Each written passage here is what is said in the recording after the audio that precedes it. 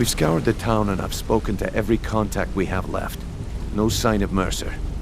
Any luck on your end? Shore's beard. He's going after the eyes of the Falmer? That was Gallus's pet project. If he gets his hands on them, you can be certain he'll be gone for good and set up for life. Agreed. He's taken everything the guild has left, and to go after one of the last greatest heists is just an insult. I've spoken to Carlia and made amends for how the guild's treated her. Now she wishes to speak with both of us. Quickly, we have no time to lose. Until next we meet, lad. I promise you, all your questions will be answered. You just have to trust me. Back from a job, huh? Hope it went well. Not now, lad. Carlia said it was important. Brynjolf, the time has come to decide Mercer's fate. Until a new guildmaster is chosen, the decision falls to you. Well, hey there. Aye, lass. What can Sapphire do And I've come for to you? a decision. Mercer Frey tried to kill both of you. He betrayed the guild, murdered Gallus, and made us question our future. He needs to die. We have to be very careful, Brynjolf. Mercer is a Nightingale, an agent of Nocturnal. And it's all true. Everything I heard in the stories. The Nightingales, their allegiance to Nocturnal, and the Twilight Sepulchre. Yes. That's why we need to prepare ourselves and meet Mercer on equal footing. Just outside of Riften, beyond the southeast gate, is a small path cut up the mountainside. At the end of that path is a clearing, and an old standing stone.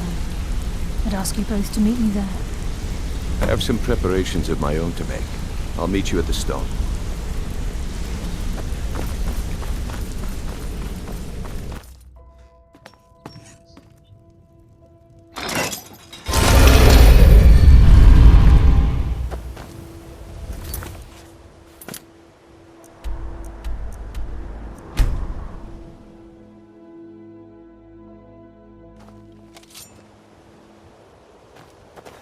Where'd you come from?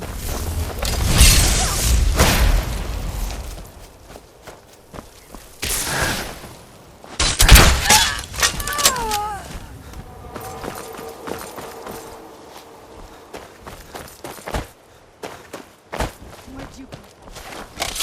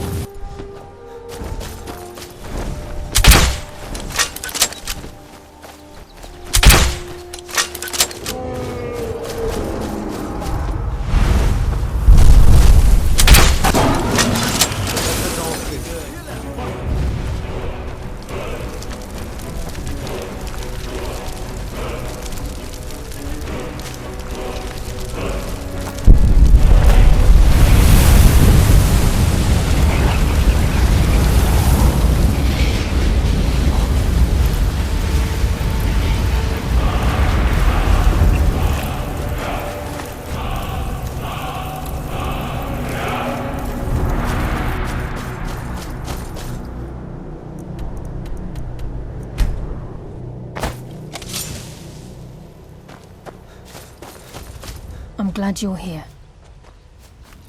This is the headquarters of the Nightingales, cut into the mountainside by the first of our kind. We've come to seek the edge we need to defeat Mercer Frey. If you'll follow me, I'll try to explain on the way. This way, please. I'm okay with the dark, but I've spent more than my share of time in caves already.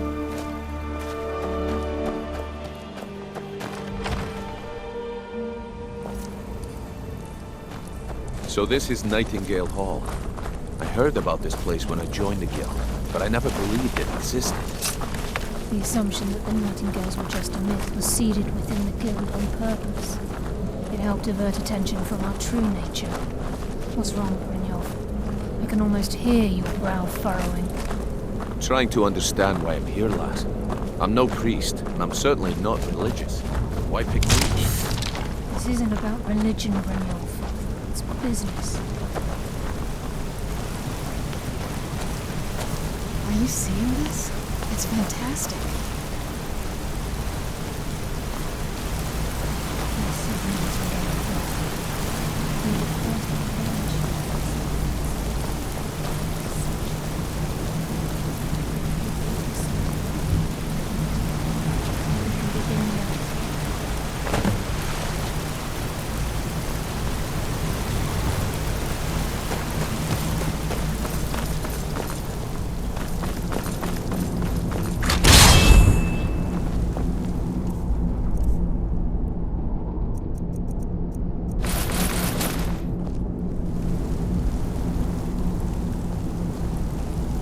I think we should trust the lass and take the deal.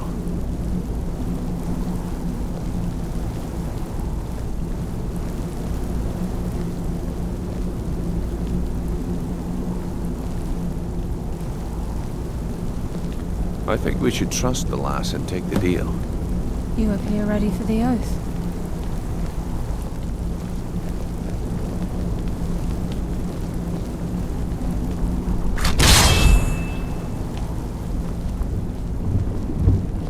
You appear ready for the oath.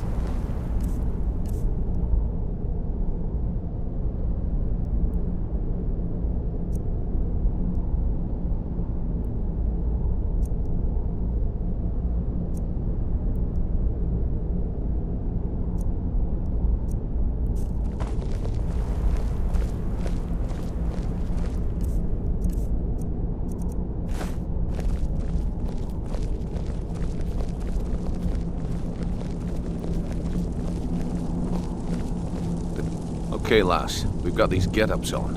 Now what? Beyond this gate is the first step in becoming a Nightingale. Whoa there, lass. I appreciate the armor, but becoming a Nightingale?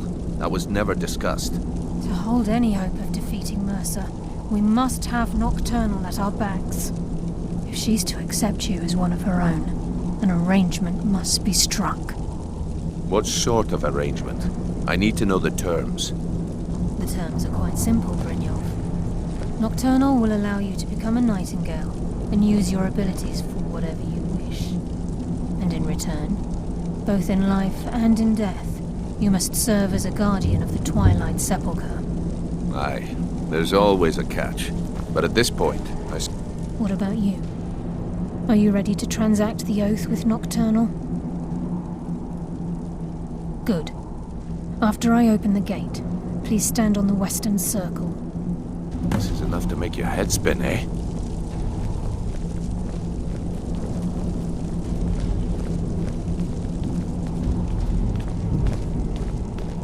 I think we should trust the lass and take the deal. We'll speak when the oath is complete.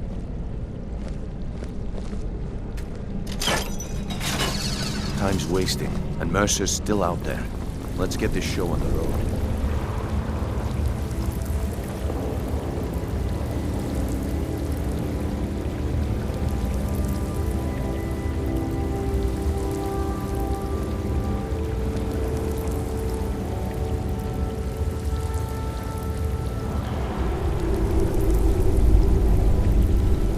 I call upon you, Lady Nocturnal, Queen of Murk, and Empress of Shadow. Hear my voice. Ah, Carlia. I was wondering when I'd hear from you again. Lose something, did we? My lady, I've come before you to throw myself upon your mercy and to accept responsibility for my failure. You're already mine, Carlia. Your terms were struck long ago. What could you possibly offer me now? I have two others that wish to transact the oath, to serve you both in life and in death. You surprise me, Carlia. This offer is definitely weighted in my favor. My appetite for Mercer's demise exceeds my craving for wealth, Your Grace. Revenge. How interesting. Very well. The conditions are acceptable. You may proceed. Lady Nocturnal, We accept your terms. We dedicate ourselves to you as both your avengers and your sentinels. We will honor our agreement in this life and the next until your conditions have been met. Very well. I name your initiates Nightingale, and I restore your status to the same, Carlyle. And in the future, I'd suggest you refrain from disappointing me again.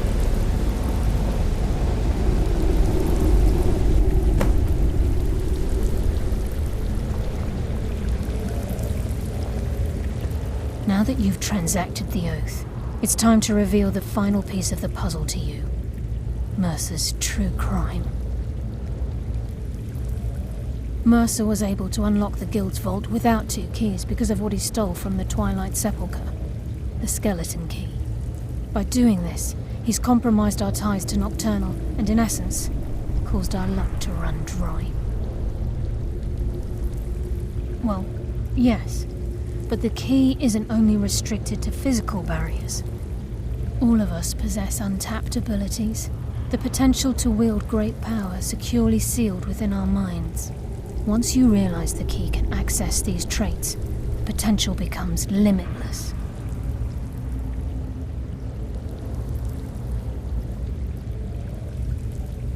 I'm afraid that's impossible.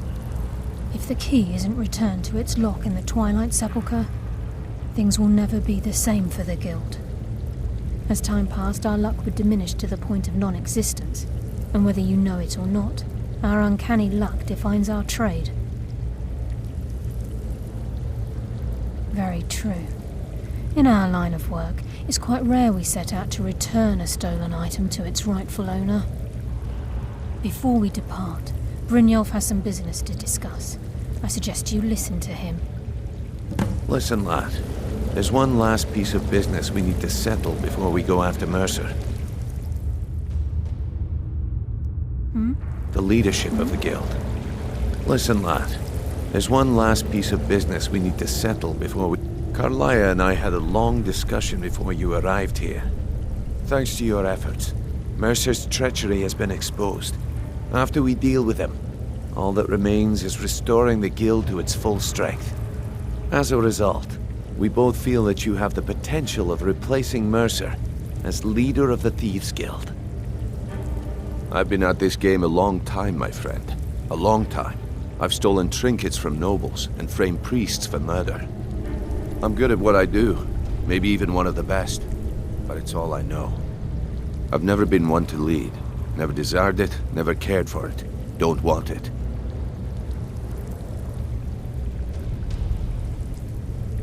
Well, we have a bit of an errand to run before your coronation, so don't get sentimental on me now. Then it's decided.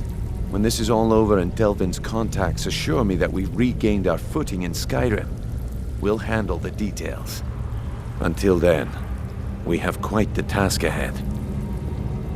I've been poring over the plans you brought us, and I'm convinced the eyes of the Falmer are in the Dwarven ruins at Erkenthand. Carlaya and I will meet you there. Prepare yourself, lad. This will be a fight to remember. Aye. And some of what Carlaya said is starting to be. Mercer may have damaged our reputation. Old Delvin kept calling it a curse, and we all laughed at him. Looks like the joke's on us. If you would have asked me that yesterday, I'd have said no. But now I think our chances have improved. Look, call me crazy if you like, but I trust Carlaya. I don't think she'd lead us down a suicidal path. Besides, I'd rather die with some of Mercer's blood on my blade than spend the rest of my life regretting that I ran the other way. Until next we meet, lad.